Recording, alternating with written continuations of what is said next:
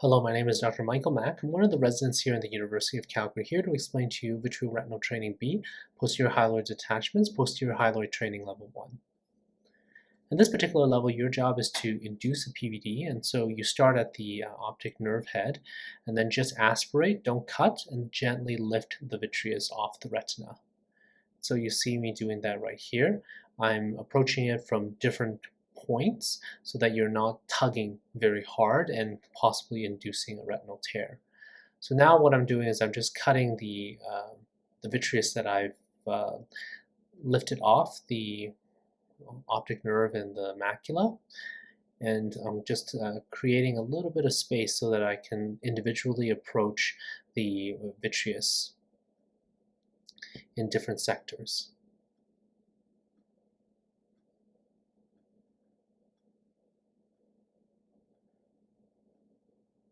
So as I continue to cut,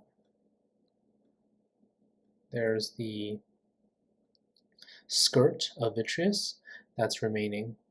So now your job is to sort of advance this skirt as much as possible to the ora serrata. And you want to do this in a very controlled fashion. You don't want to aggressively lift more and lift too hard, otherwise that can actually cause a retinal tear or break.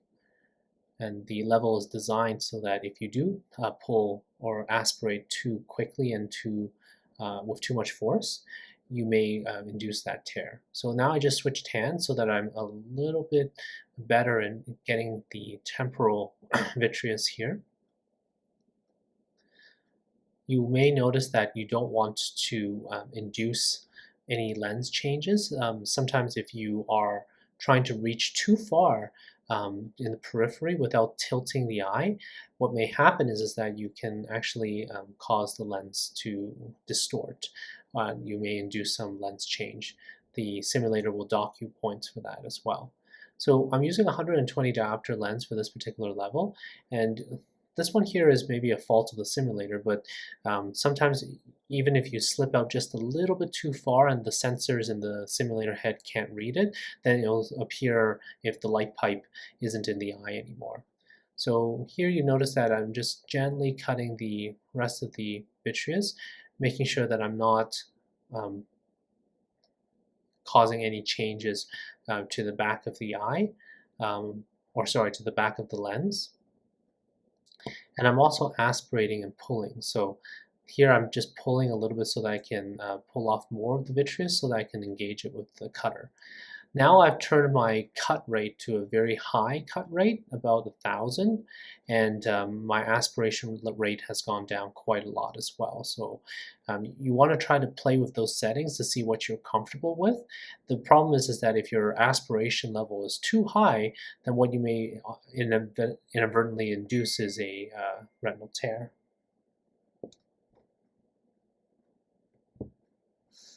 So here I'm just gently pulling and then engaging the peripheral vitreous.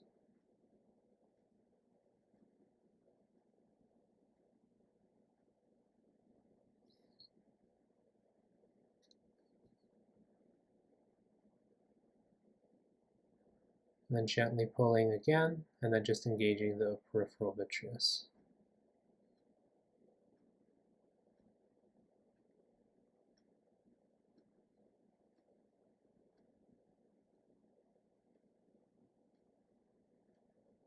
Now the inferior part is a little bit more challenging. You want to be able to, especially underneath the trocars or the ports, you may have a little bit of a more difficult time visualizing it, because here, if you pull the light pipe, like I said earlier, too far away, you won't be able to visualize the retina. The sensors will feel like or assume that you're out of the eye. So you have to be careful about how far you actually pull the light pipe out.